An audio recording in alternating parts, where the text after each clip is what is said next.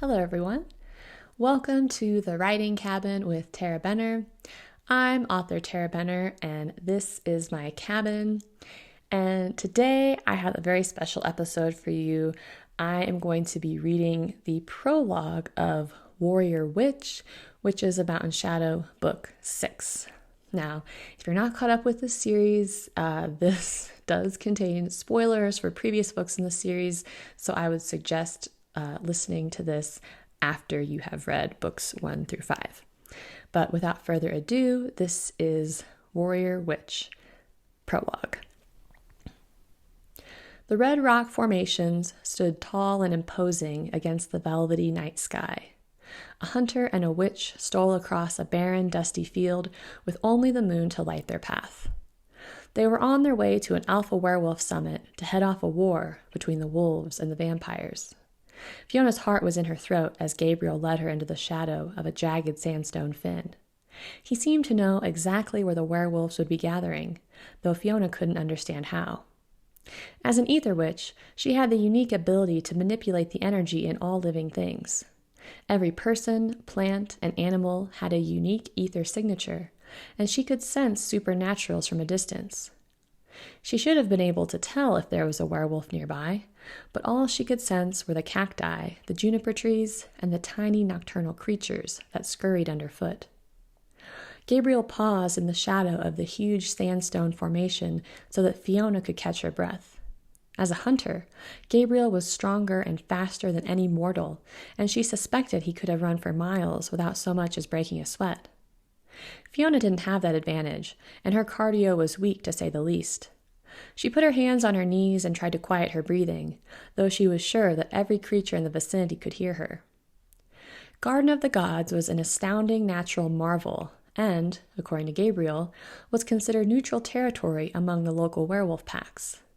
If the alphas were meeting that night, Garden of the Gods was the most likely place for the summit. They waited in silence for several minutes, and Fiona's vision slowly adjusted to the silvery blue tones of the desert at night. Every so often, she'd hear the snap of a branch or the soft crunch of dry grass and wonder what was lurking in the shadows. When Gabriel nudged her shoulder with his, Fiona's heart gave an excited leap. He held one finger to his lips and pointed up to where the jagged shape of a taller formation stood out against the spangled black sky. If it weren't for Gabriel's preternatural vision, Fiona would have missed him completely. But once she focused on the top of the rock, she could just make out the silhouette of a man standing against the sky. It was Justin Teller, the White River Alpha. She recognized the way he stood. Justin and Gabriel had been childhood friends, but their current alliance was shaky at best. The vampires had carried out a highly coordinated and brutal attack against the local packs. Justin had warned Gabriel to stay out of werewolf business, but the stakes were too high to do nothing. A war between the vampires and werewolves would bring nothing but death, and Fiona's coven would be caught in the fray. Hunters would flock to Colorado in droves, killing supernaturals indiscriminately. Those who survived would be forced underground. They couldn't let the conflict escalate. Gabriel motioned for Fiona to follow him, and they crept into a narrow chute cradled between two sandstone fins. In the dark crevice between the rocks, the moonlit sky was like a river above them. Fiona couldn't see where her feet were going, so she reached out on either side to touch the rough sandstone walls. Gabriel's hand closed around her arm, and he guided her up a gradual incline until they emerged onto a narrow shelf. Gabriel's other arm was in a sling, still broken from the accident, and yet he navigated the rocks with ease. Squinting through the dim, silvery light, Fiona could just make out a narrow lip jutting out from the formation. Gabriel led the way along the edge, and Fiona scooted carefully behind him. Her chest tightened as her feet found purchase on the grippy, porous rock. One wrong move, one misstep, and she would plunge 30 feet to the ground. Pausing for a moment on a particularly narrow stretch, she breathed in deep and reached out with her senses to touch Gabriel's ether.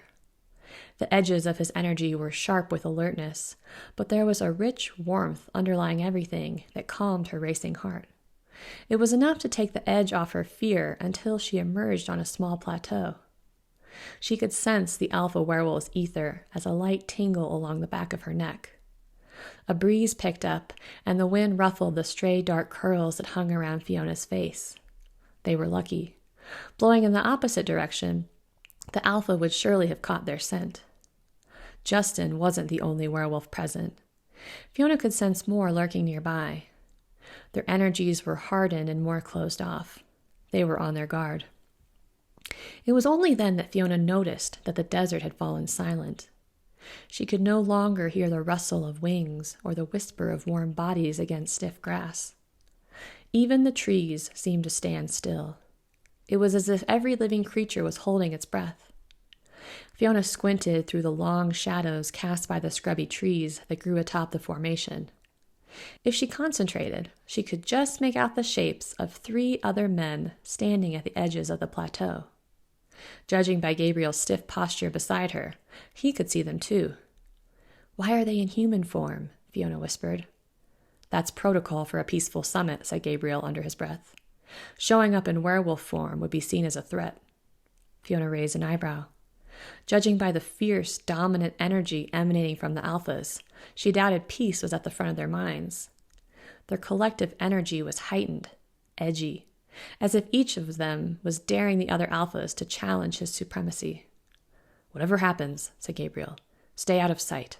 I don't want them to know you're here." Fiona was about to ask what he was planning when a male voice rang out in the quiet night air. "You are here on behalf of Temple Canyon?" he asked. "My name is Rebecca Holt." This time it was a woman who'd spoken, and Fiona cast around. Another figure emerged from the cluster of trees, shorter than the 4 men. "You're the new alpha," came Justin's voice. Fiona couldn't see the alpha's penetrating amber stare, but she shivered at the memory. "Yes." "What happened to Wade?" came another male voice. "Wade lacked focus. That was a weakness my pack couldn't afford in the wake of Marco's murder." There was some restless rumbling from the wolves, and Fiona's stomach clenched. Marco was the former alpha of the Temple Canyon pack, whose wolves had kidnapped Gabriel and tortured him for days. Fiona had seen Wade at the pack gathering in Canyon City. He'd been Marco's second.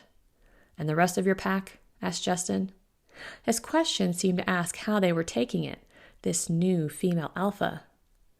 "We lost 11 wolves in the attack," said Rebecca, a hard edge to her voice. Fiona could sense Rebecca's rage, some directed to her attackers and some directed inward. As Fiona analyzed the new alpha's energy, she realized Rebecca's ether was familiar. She'd sensed it before at Marco's house.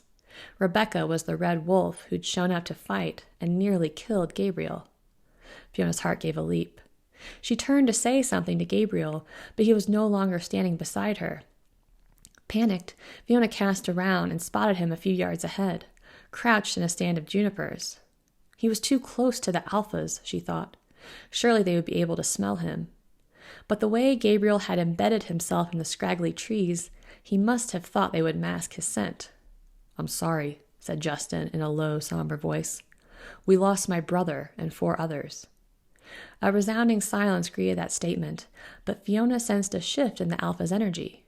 They didn't drop their guard right away, but she felt the tension bottom out. Almost immediately, the desert responded. The animals started to move again, and she heard an owl in the trees.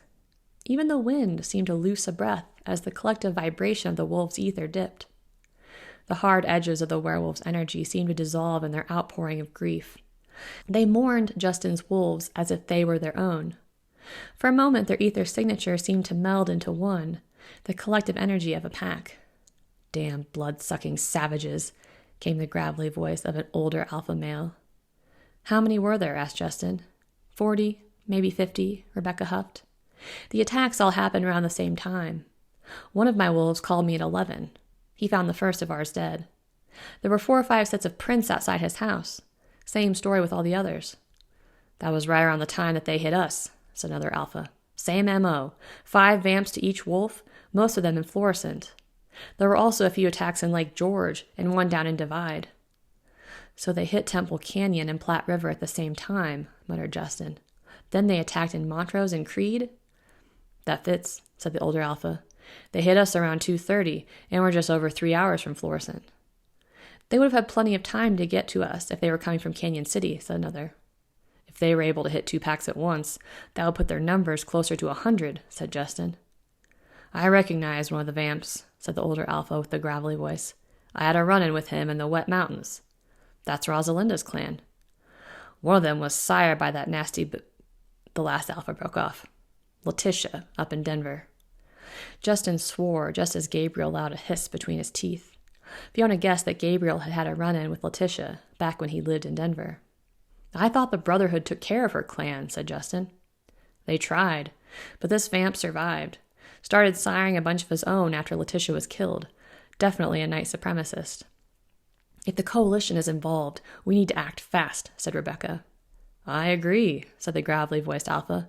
We hit them hard. They won't be expecting it. They think we're weak right now. An attack is too risky, said Rebecca. What's your plan? Asked Justin. His question didn't sound like a challenge. His tone was measured and thoughtful. We sit on Sigurd's clan. Starve them out. There was some grumbling from the other alphas, but then Fiona heard a rustle in the trees. Gabriel stepped into the moonlight, and her heart gave a frantic jolt.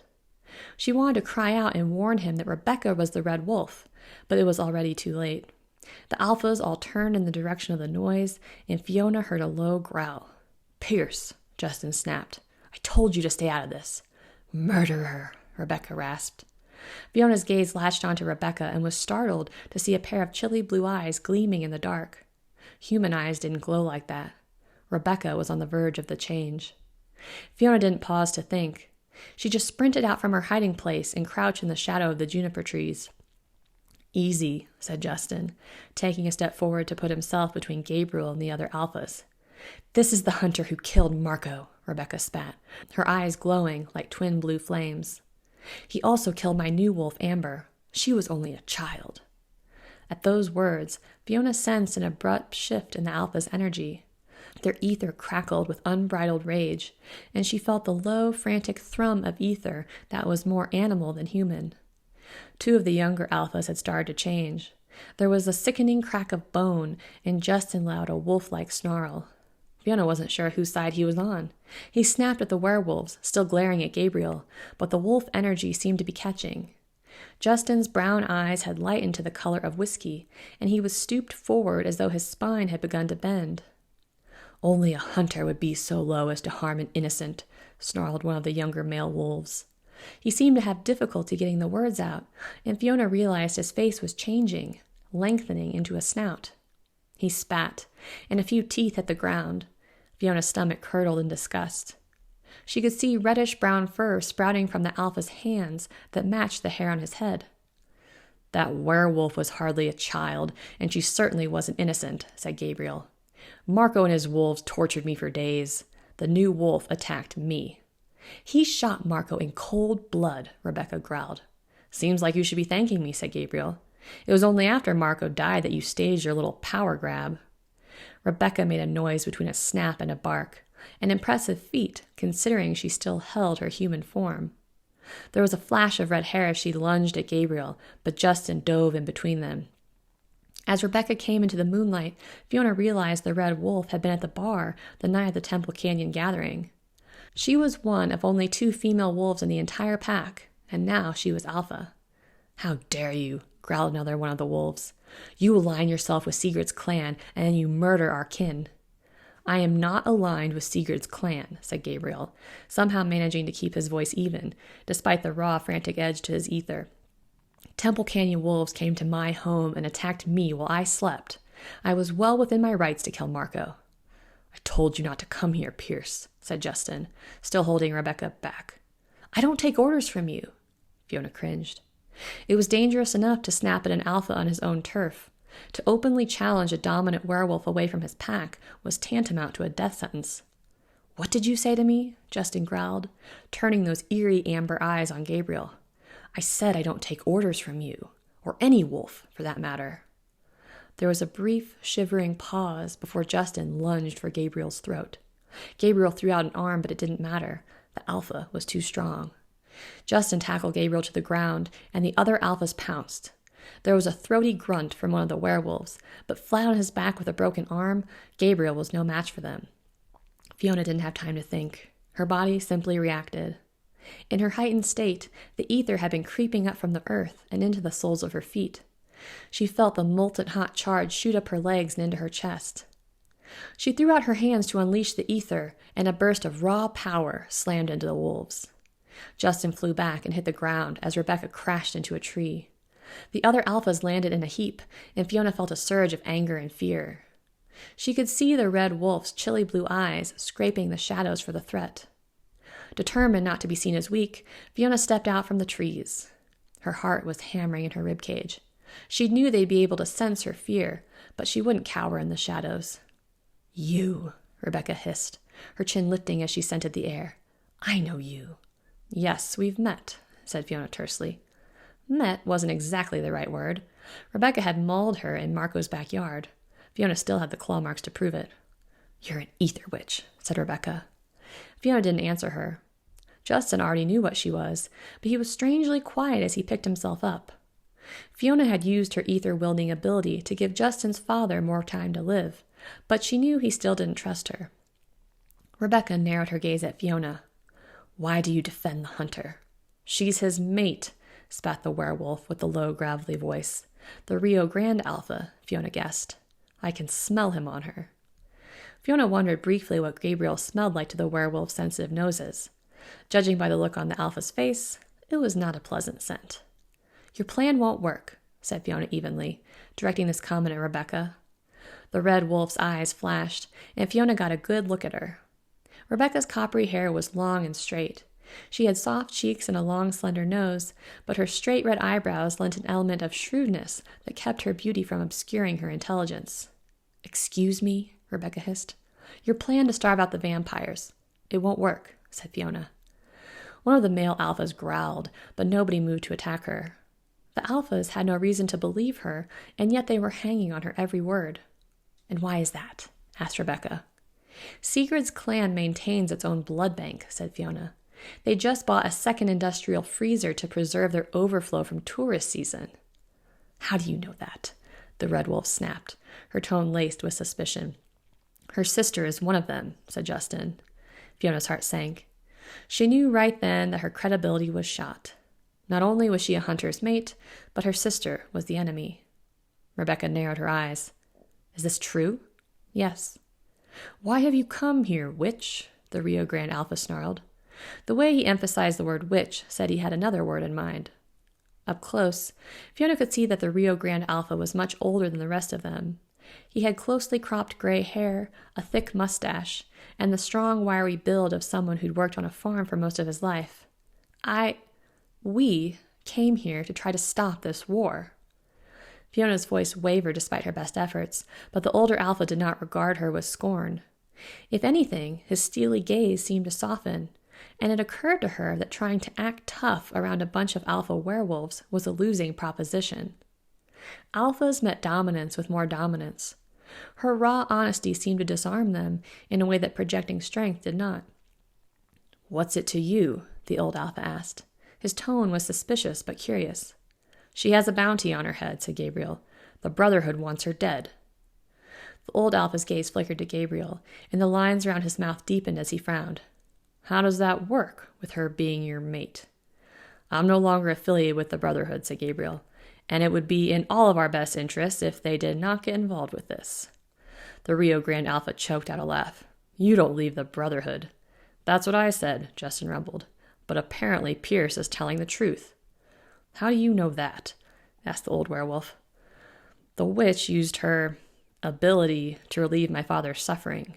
Justin nodded at Gabriel. "She used his ether to give him strength. Apparently that has the fun side effect of being able to tell what a person is feeling." Justin's bottom lip curled. "Gary says Pierce is telling the truth, whatever that's worth." "Given your dad's finely tuned bullshit detector, I'd say it's worth a lot," rumbled the Rio Grande Alpha. "You all seem to be missing the fact that this witch's sister is one of them," snapped Rebecca. The older alpha conceded with a nod.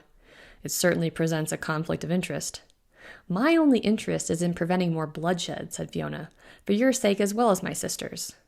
"That might be true," said the old alpha, "but this massacre cannot go unpunished." "The attacks were retaliation for Temple Canyon staking one of Sigurd's vamps," said Gabriel. "Or did you forget that part?" Sigrid broke the treaty when she sired a new vampire. That wasn't her intention, said Fiona. My sister was consuming ichor without her sire's knowledge. If Sigrid had known, that doesn't change the facts. Fiona wanted to scream. It didn't seem to matter that the entire premise of the conflict was based on Eleanor's ignorance and Fiona's own selfish desire to bring her sister back from the dead. Nor did it seem to matter that a war would bring more death to their packs and draw the Brotherhood into their territory. The alphas would rather watch their fellow wolves die than let the vampire's actions go unpunished. I appreciate you trying to protect your kin, said the old alpha, but if we allowed the vampires to get away with murder, our entire species would be wiped out. If you continue this crusade, you will be wiped out, Gabriel snarled in frustration. Take a look around. Rebecca lost a third of her pack. Justin lost some of his strongest wolves, including Brody. He looked to the other alphas, whose faces were hidden in shadow. I don't know who you lost, but I'm guessing the vampires didn't target your most submissive wolves. They would have gone after the strongest in your ranks, so you wouldn't be able to defend yourselves next time. One of the other alphas gave a low warning growl, but Gabriel didn't back down. Attacking Sigrid or trying to starve her out is exactly what the Coalition wants. They didn't come to Sigrid's aid because Temple Canyon staked one of her vampires. They came because they saw an opportunity to kill a bunch of werewolves. One of the younger alphas took a step forward, but the old alpha stopped him with a look. You can't take on the Coalition, said Gabriel. It would be your final act as alphas. If the vampires don't kill you, the Brotherhood will. He had to raise his voice near the end of that statement to be heard over the angry growls. You've said your piece. Now get the hell out, the old alpha told Gabriel. This is werewolf business. We can't let them leave, Rebecca snapped. The witch will run straight to her blood-sucking sister and tell her everything we've discussed. Let them, said Justin. There's nothing they can say to the vampires that would compromise our plan. I have wolves watching Sigrid's compound already. If any vampire tries to leave before daybreak, my wolves have orders to stake them. Fiona's blood ran cold. Although he'd spoken out in their defense, Justin was giving Gabriel a look that said he would let the alphas tear them limb from limb. Leave us, he snarled. Gabriel held Justin's gaze for an uncomfortably long time, and for a moment Fiona feared that he might pick a fight with his former friend. But then Gabriel turned away and stalked back the way they'd come. He grabbed hold of Fiona as he passed, tugging her along behind him. She didn't like turning her back on the alphas, though she knew that if they'd wanted to kill her, they would have done it already. When they reached the sandstone fin they'd climbed up, Justin's voice rang out. Consider this my last act of mercy, Pierce. The next time you stick your nose where it doesn't belong, I won't hesitate to kill you or your mate. That concludes the prologue of Warrior Witch. If you would like to read the entire story, you can get the book at my website, tarahbenner.com.